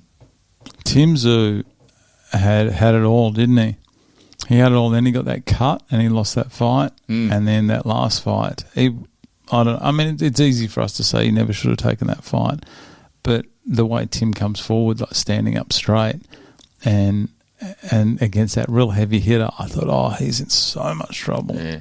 But I'd love to see him get back. It's going to take him a long time to get back to where he was. Well, so when's their fight? I think July or something? Is that correct? I'm not too sure. Let's have a quick gander at this. So it's Tim. I can never spell his last name. There we go. Tim Zoo. When is his next fight? Where are you? I should have had this up. Tim Zoo. Should be in here. Is Costa Zoo back on the scene? No, we know? I think he does a little bit of training with him. It's the day after the PCR. So he is fighting Spencer. Yeah. Yeah. Well, there you go. That's good. The day after. Yeah. I heard a rumour that it was originally going to be on April the 5th, but they were too worried about people watching the live stream and taking all the viewers, the live stream of the PCR, and they're taking the viewers away from the Tim Zoo fight, so they had to... That's what I heard. That's what I'm telling everyone. Yeah. There could be no truth to that whatsoever. No, we'll run with that one. The good thing about Tim Zoo is how often he fights. Like the fact that he's fighting, 3 times a year. Yeah. Well, you get some of these other fighters that'll, once every 18 months will get in there. But the other fella that I'm really obsessed with at the moment, I'm like studying everything that he does, is Joe Patea. Whoa. Did he sign something? Yeah. I think I saw him. I think that's where I got the July from. I think he's fighting again in July. Maybe that's where I seen it, not Zoo. It was Jai that said he was fighting in July. Do you know what city he's from? Was he here doing promotion recently? No, did you see the bit where Glenn getting the gloves signed? Yeah. Yeah, well, yeah. I don't think he was here. I think it's over there, but... Okay. That's what... Because I saw that the other day. He is looking very good. He's a weapon. He is. Yeah. I think boxing's different, though, in the sense of with the whole promotion, and you almost have to be undefeated. You almost have to be 20-0 before you're a respected fighter. Yeah. Imagine being MMA 20-0. I mean, Khabib's 29 and considered one of the greatest. It's a crazy sport. He's got a padded record, but that's just my opinion. So you got Tim Zoo. How are you going with like the heavyweights? You getting into those guys? Oh, yes and no. Like I said, if the boxing match is on, I'll watch it. Yeah. Yeah. But gone are the days of the huge personalities. Remember like Prince Nassim and back in Tyson and Holyfield. They're probably a little bit before your time. Yeah. I was young then. How old are you now? 39. Yeah. Okay. It just says how old I am. I'm an Anthony Joshua fan. I was Joshua all day, and he is not going well lately. Well, he sort of dropped off the scene for a while, didn't he? Yeah, well, he lost to Usyk and made one of the worst speeches I've ever heard after the fight, and then he just got knocked out by Dubois. Yeah. I don't know. I wanted to see him against Tyson Fury. Ooh. I think they're going to fight, eh? No. Maybe they will, but they're fighting past their prime, though. Because Tyson Fury's dropped his last two to Usyk. Yeah. And Joshua's coming off a knockout loss. So it doesn't have the same hype around it as it would have. Yeah. I'd still watch it. Don't get me wrong. I'd still watch it. It's a hard one. It's not an easy sport. No, and it's amazing how easy it is for me to sit here and tell people how to box. It's incredible. What we should do is the first time. This is why, as much as I love getting through these interviews early so I've got more time, I do also like doing these interviews after the teams get picked, and so we can predict who's going to win. And plus, just see how one-eyed everyone is. And I'll be honest, it's pretty bad. Everyone goes 15-0 for their own team, which I completely respect. I'm going to go through the card here. Have all the fights been announced? Yep. Okay, beautiful. Okay, well, I can divulge this information. First up, Georgia the Sting Ray against Megan Bang Bang Brown. Who we got? Got to go, Georgia. I'm actually not going to give any tips on this one. I'm just going to talk highly of both sides. I said it? Because obviously you're going to go all blue. Yeah. Because it happens every time. No, not all blue. Be careful picking against your own team here. Could cause problems with training. Nah. Georgia. I'm like a person who see a shovel, call a shovel a spade. You know what I mean? Like what you see is what you get. Okay, well, it's up to you. I just have no. If you get turned on by, if you go 14-0 for the red or 13-0 for the red team, 15. I don't know what I'm saying. Georgia's come along well. Megan hits hard. Yeah, Megan's good. I've done a little bit of sparring with her, like just pad work and stuff. She's good too. Yeah. Megan's got the toughest job on the night. She's coming out first for the first fight. So red come out first. Okay. So she's going to make the walk to the ring first. That's a big call. Yeah. I think she can do it. She's quite composed. 100%. And I'm going to change it. It's actually Meg Brown, as I was told. Okay. Not Megan. Thanks for telling me after I've done all the artwork. That's fine. No worries. I'm not bitter. Next up we have April I Dare Ya Ferreira against Abby the Baddie. Let's take another selfie on my boat. Critchell. I couldn't fit that all in, so I just said the Baddie. Critchell. It's interesting. Who you got? It's a tough one. It is a really, really tough one. Like April gets under there. April's got a fucking mean hit. Such a sweet, innocent-looking young lady. But so does Abby. Abby, I think, can snap. Yeah, Abby's quick too. Got a bit of height on her. I'm not going to say anything. I'll just wish them both best luck on the Best of luck. That's definitely the safest option. This one got released today. Now you've got the man with possibly the best cardio here, Matt Hands of Steel Wademan against Jimmy James. Also, don't sleep on Jimmy James. Nah, I know, yeah. The cardio on Matt, though, is just outstanding. Well, he's a 2-time triathlonist, isn't he? Like, yeah. I know it's a different type of fitness, but let's just say he's got a decent base. He's got a good hit, Matty. I've done a lot of pad work with him at the start. Me and him got real close. He's a good man. Yeah, good man. Jimmy Austell is a good man too. Yeah, Jimmy. Yeah. What a call making this fight 3, because this has got the chance to be one of the most exciting fights. I'm gonna go Matt. I know Matt. Like, you going blue? Yeah. I don't expect any other thing. That's going to be too close. That's too close. But if he doesn't, I'll hit him with my soft hands. Soft hand, did he? Well, he said in the podcast. He did too, didn't he? I remember someone gave you a hard time. I couldn't remember. Yeah, it was him. This one, Rambo Ugal Haywood, who came in. What a well-spoken, nice young lady Amber is. Yeah, I was watching the podcast last night. What a pain in the ass Kerry is. No. Yeah. She's not. She's good. Amber and Kerry, two very different styles. Two different styles, but good fighters. Like it's I don't know. You can sit here all day and say red or blue, but on the night, it's what happens on the night. That's why this event is so good, is because no one knows. The fights could go either way. Yeah. If it was betting, both fighters would be about $1.60. Yeah. wouldn't they? Yeah, they'd be Kane both Beck. yeah. Oh, yeah. Can't do it. I don't know who's got this. I like Kiri. Kiri's got a bit of a background in it. I know it's more an exercise kind of boxercise, I think they call it. Probably don't call it that. She's got the fitness, but Amber's coming along. Amber's like the silent assassin. That you compare week 5 Amber to week 1 Amber as two different people. Yeah, so I'm not going to even say anything with that one either. Like I'll just the mental strength of Kiri though. She's been through some shit. Yeah, she's come through. Yeah. That girl's full of energy. She just pumps up a room. I like her. Yep. Good on you. I don't know who's going to win. I hope it's a draw. Can you have draws?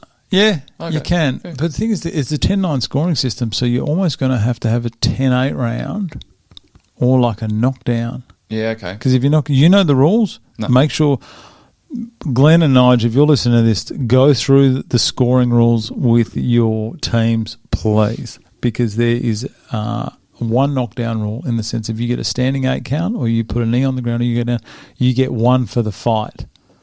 So if in the first minute you cop a liver shot and then you go down to a knee and you recover, you cannot go down for the rest of the fight. Oh, yeah. I'm pretty sure. Check with Nige and Glenn. No, I think I did hear something about that, yeah. It's probably good to know the rules prior to starting. Nah, let's go in there. Finish it the first. Mel Mayhem Brands against Aniva, the Anesthesia Sasega. Well, this is another tough one. Like, the girls are hard. It's hard to judge the girls. I said this to Mel yesterday. This is just my opinion. It's not an opinion shared. She's got a good stance as well in that photo. I'd have to say Aniva would be the favourite. Yep. I think. But Mel, if you're the underdog, you have got the ability to do something special on the night. You got the ability. It's almost like it's a benefit being the underdog. And you would have seen this too in the previous PCRs. The underdogs always come out with something. There's always at least one that produce something that I had no idea. Yeah. It's normally the girls as well. There's the girls, and it's not them taking it easy in training. They will just get a massive wake up. They'll cop one and then just turn into zoned in. Yeah, tune in and go, all right, it's time to. I can't wait. This fight, this one here, and the one between Michael and Jared Barnard.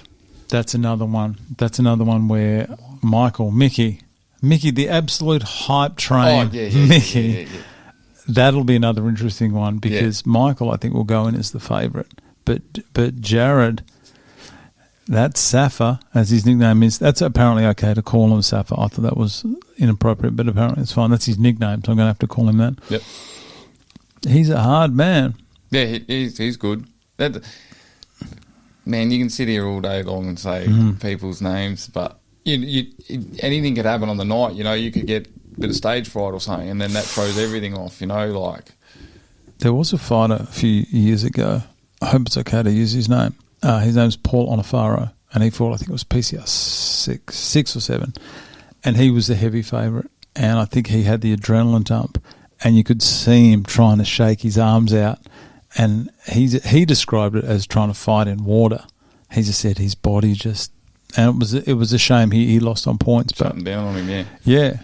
That's like at training, everyone was always like, oh, who do you reckon you're going to fight? And I'm like, I don't look into that sort of shit. Take everyone. Take them all. I've got a job to do. I'll get the job done. Like, I'll worry about it on the night. Like.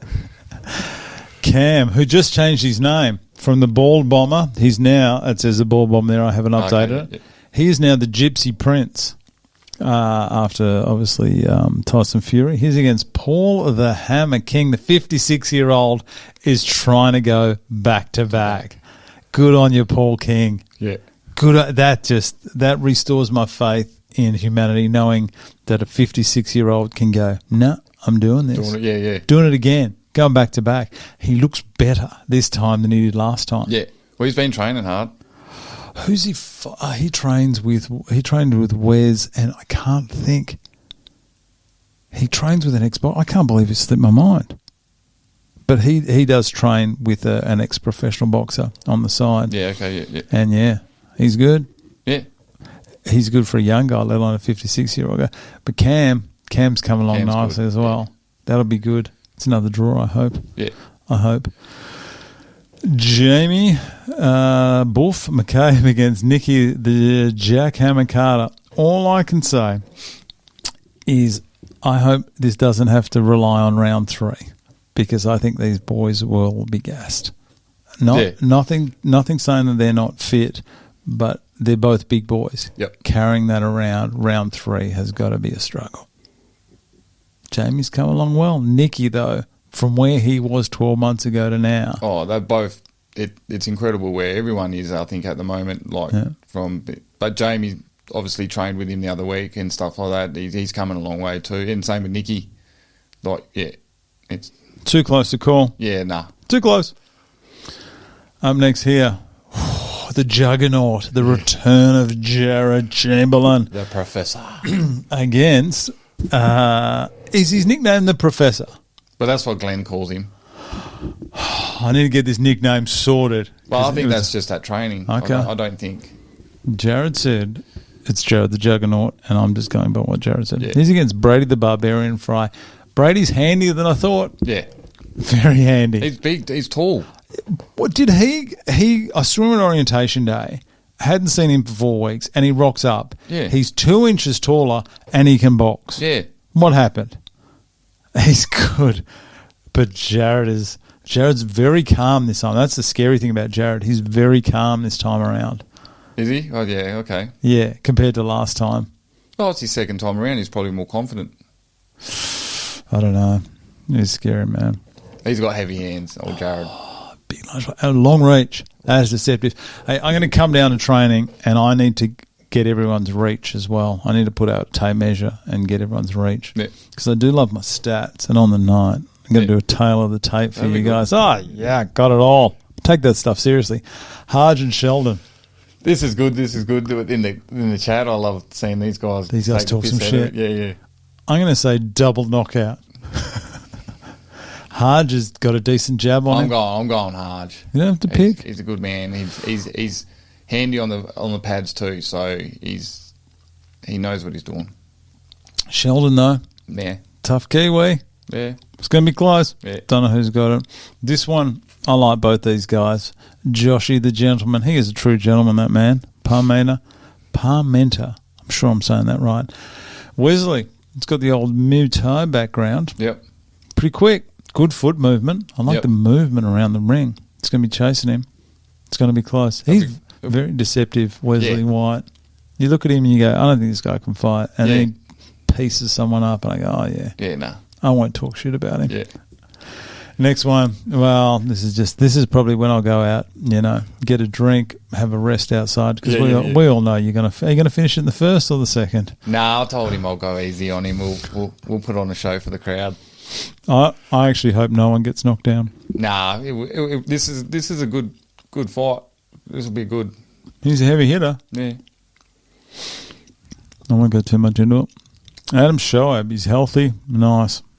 Against James Chaos Calway. Yeah, this another good one. You just don't know. How good are the good are the matchups? I'd hate to be Glenn and Nigel. Like the whole time they were doing it, like you just the stress. Oh, because it's their reputation that's on the line. That's why they needed everyone at training, is so they could see. Yeah. Because it's their reputation of being able to pick close fights repeatedly. Yeah.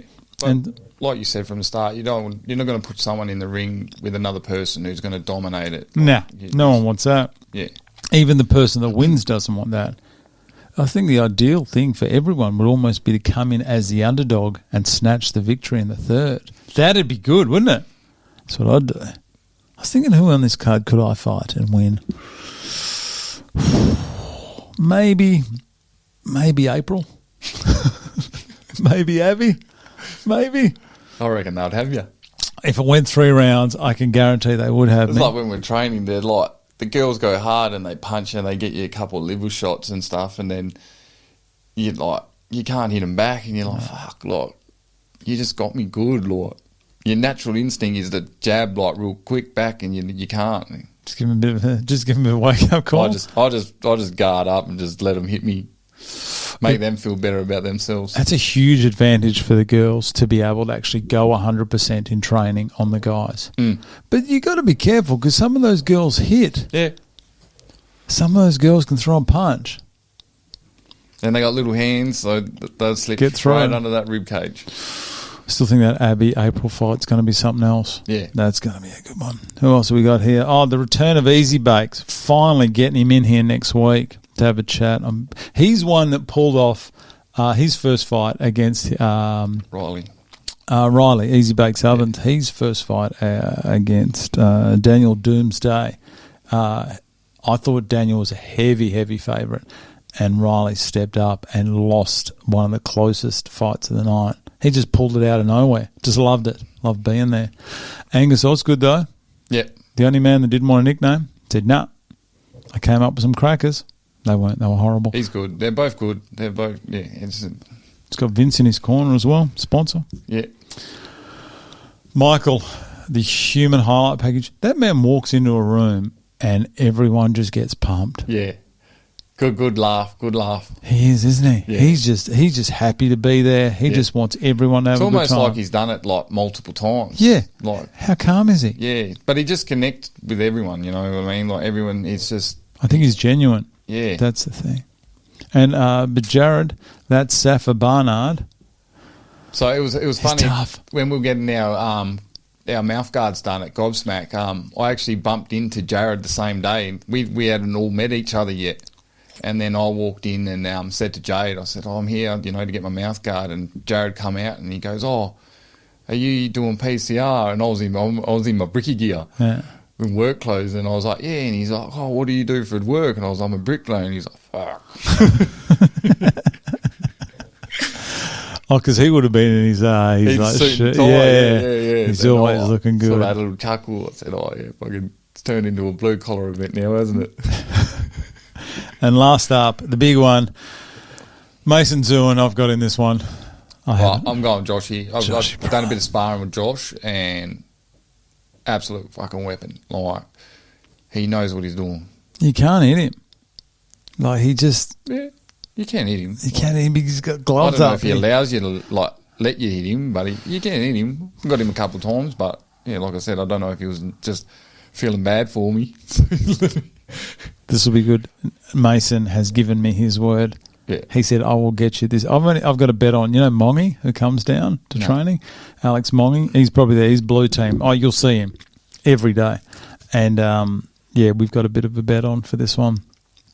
And I've got Mace. That's the only reason I'm giving Josh a hard time. But like I said, I like Josh, and I know how good Josh is. Yeah. And Josh should be the favourite in this one. Yeah. But Mason has given me his word.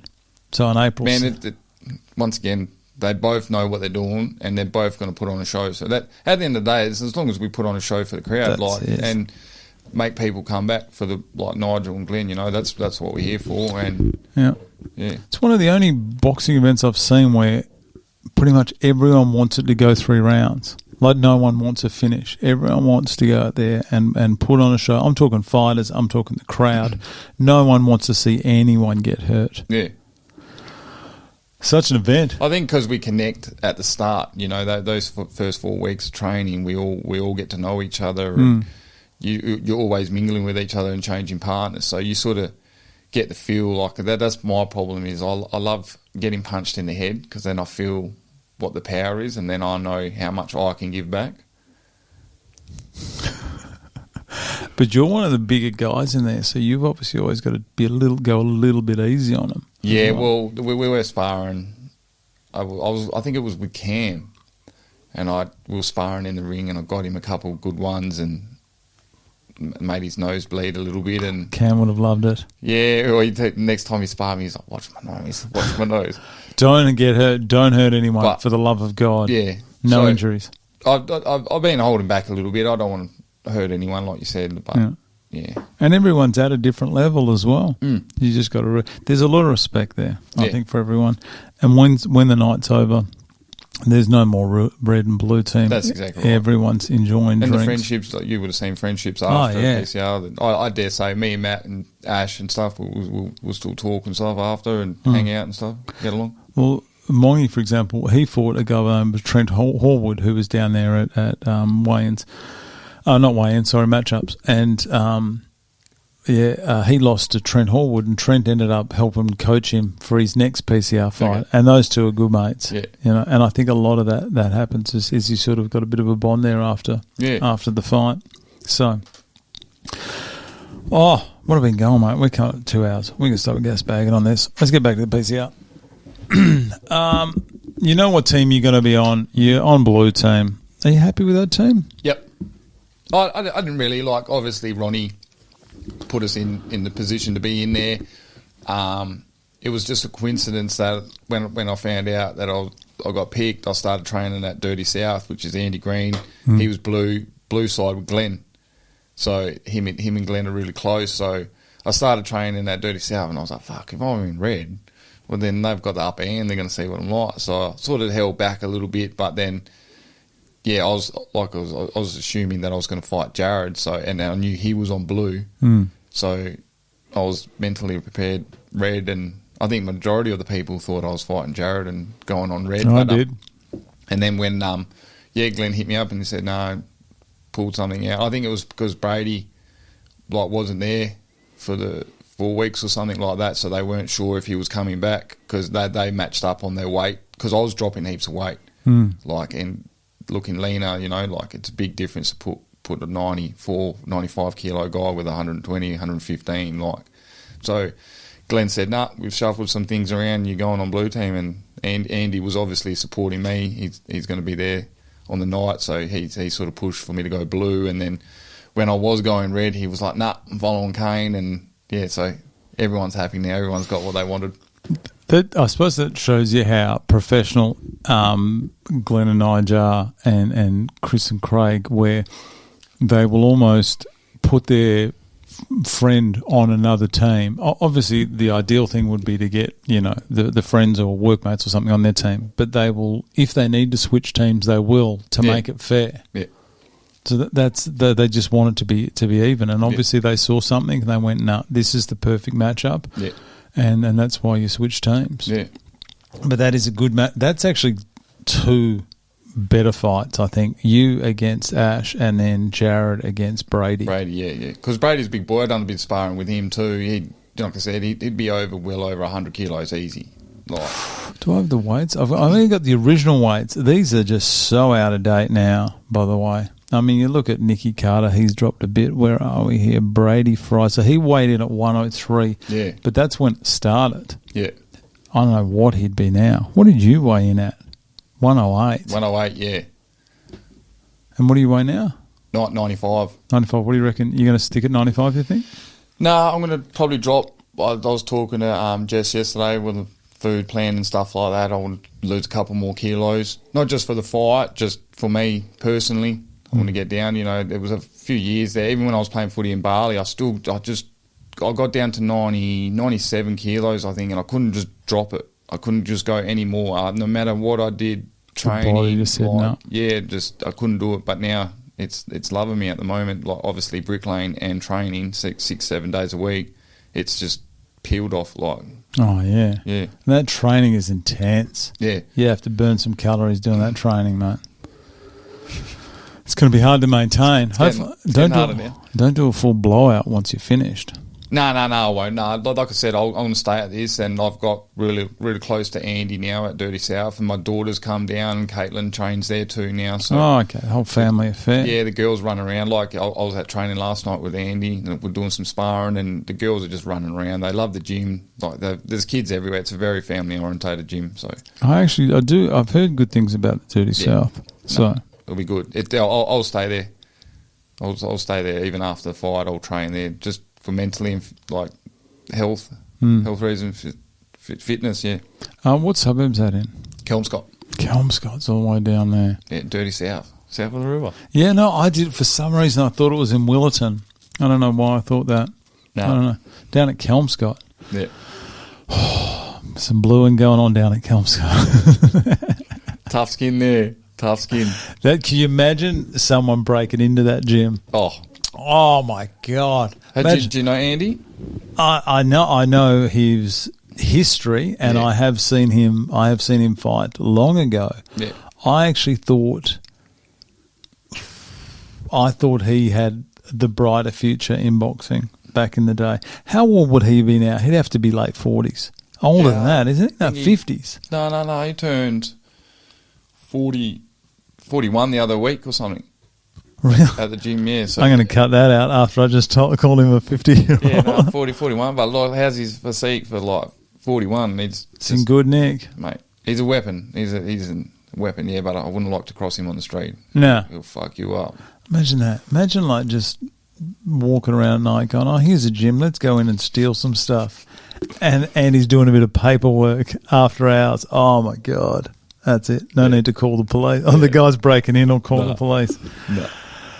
All right, so you know who your opponent's going to be. Your walkout music. Do I still have that up here? Here it is. What's your walkout music? It's not a remix. Turn that crap down. It's not a remix. It's just what do you call this? Yeah, it's remix. It's got Australian crawl in with it. So chilling it. It's, I don't know. Like I've always listened to his music any time. It just pumps me up. And this song here, I just love it. My daughters love it. He actually commented on one of my posts yesterday. Like I tagged him on another video. There was like a competition. You could win $500 if you tag him and get creative. And he commented on it on me and Ash, and he said, I want the end result for this one, lads.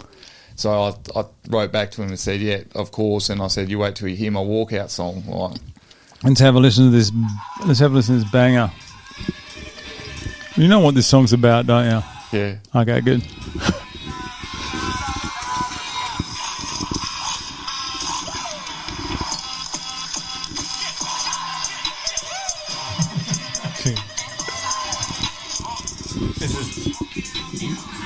I'm not going to break another microphone. This is I won't put the video up because I think I'd get done for copyright here. But just to let everyone know what I'm seeing here is I'm seeing some guy frolicking in the middle of a marijuana field. Do you know where this was shot? Nah. No, I don't think anyone does. I don't think you'll ever know. No. Where's this guy? Oh, look at the depths. Oh, and the money. Is this what happens when brickies open their boot? Well, Chillin' has actually bought his own medicinal weed out, his own brand. Really? Yeah. Is that legal now? Yeah, over there, over in Sydney and all that, you're allowed to do it now. Okay. So I'm actually prescribed it also. Okay. Yeah. Is that, so you can actually, is that the tablets, the THC stuff, or is it something completely different? No, it comes in buds. Oh, really? Yeah, you get in little jars, comes in, yeah. And you can have it here? Yeah. That was not convincing whatsoever. No. It gets sent from South Australia, from the chemist over to here for me, yeah. Okay. Yeah.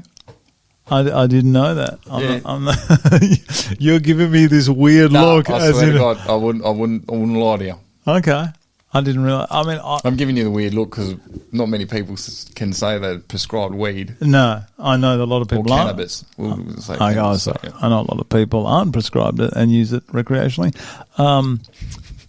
I think, just my opinion, I think it should be legal. If alcohol's legal, I think it should be legal. But I'm not here to judge, and I'm not here to get it's into the best the for government. recovery. I'm staying out of this one, mate. Me commenting on this is only going to get me into trouble. So this guy here, this is your pump up music, is it? Yeah, gets me jet up. I listen to this every time I go to the gym, like his album or his on Spotify. How long's he been around? Oh, years. It's been a while. Yeah. He was like one of the first, not one of the first, but he was like, didn't hit the mainstream like your Hilltop Hoods or your Draft or anything like that, but he still had some hits. Yeah. I think he was just another young fella from Australia who was overseen at the start, and now he's just blowing up. And well, he's got 1 million views on this bad boy. Yeah. Is he going to send you out a special message for the evening, is he? I hope so. Go on, send us something. I was almost tempted to say, I'll buy you a ticket if you come to the event. Imagine him there. Yeah. Oh, good luck. So one of my good mates, I'm trying to get him over, but he's a bit tied up. He's on maths at the moment. Is he? Yeah. But what's he doing on that? I know some people that have been on that. You're the guy that's interviewing everyone backstage. He interviews the winners. Yep. It's Cam Cranley. I don't know. He's from The Bachelor or something. He's a good man. And just speaking of reality TV show, he's a man child. But He'll be funny. He'll be very good backstage, so I can't wait to see that. So your mate's on MAFS. MAFS, that's Married at First Sight, Married isn't it? at First Sight. Okay, yeah. How's he going on that? Oh, well, it's obviously finished now. Is it all scripted? Yeah, I think he's having a hard time at the moment. He's doing good on it, and now they've turned it on him. And I was actually talking to him yesterday. He was a bit upset about it, the way they've scripted it, and he's like, "What are you doing? It's not even like that." Yeah, but yeah, they can edit something to make you look like the biggest dipshit, and they can make you look like a horrible person. Yeah, funny you say that. About 3 doors up from me lives a guy by the name of Dave. I won't say his full name. He fought back at like PCR 2, right? And him and his wife, quality people, can't speak up. These are the nicest people. And they did some home reno like My House Rules or House Rules, whatever it's called. And they made those two look like they were just arrogant, nasty people. And you go, how the hell did you find that footage? Because I've never seen these two like it. It's crazy, yeah. The most generous people. That's like my mate. He's a gentle giant, and now they've just turned on him, and he would never even do anything like that on TV or in real life. And now what they're saying he's doing on the show, but yeah. It's the media, mate. I know, but why do people do it? They're obviously not there to find drama. It's people get into it. Like people love it. They do, don't they? Yeah. I've got people messaging me like that don't even follow me on Instagram or Facebook about him. Oh, tell him we love him, and what the fuck is going on? Like, I'll tell him, and he's like, that's so random. Like, I don't know. It's weird. I don't know. I don't think there's any meaningful relationships on any of these reality programs, though. In relationships? Yeah. Oh, I wouldn't have a clue. I'm staying out of it. Yeah, you know something I don't. I'm not giving you any details. Okay. Once we turn this off, you can tell me all about it, okay? I think we've covered about everything today, mate. Yeah. We're coming up just shy of 2 hours. We covered everything. Is there anything else you want to go through? We're pretty much done. We're going to get ready. What are you, Friday? You got training? No, training tomorrow morning. I'll train tonight too. Oh, it never stops, does it? No. Watch out, Ash. Kane never stops. He's coming. He's hungry, and he's coming for you in 22 days. Hence the nickname Volcano. You never know when I'm going to erupt. I cannot wait. I'm going to be pumped when they do your intro, walking out there, having a bit of this music. CJ Rose. Shout out to CJ Rose. Doobie hanging out of my mouth. Yeah, don't do that. No, mate. I'm joking. Don't do that. First fighter to get arrested on his way into the ring. Yeah. Well, mate, you're 22 days out from your Boxing Day debut, possibly the first of many times you walk down that runway to the squared circle. Well, thank you very much for coming in today on Friday, the 14th of March. Hopefully get this out very soon. Wish you all the best for the last 22 days. After the event, put it out there to everyone. If you want to come in here, discuss what the actual event was like, bring in the belt. If you were lucky enough to snatch it out of the hands of Ash Matthewman, feel free. Just snatch it or punch it out of him. Thanks for coming in, mate. You are always welcome to come back, and I will see you at training soon. Awesome. Thank you.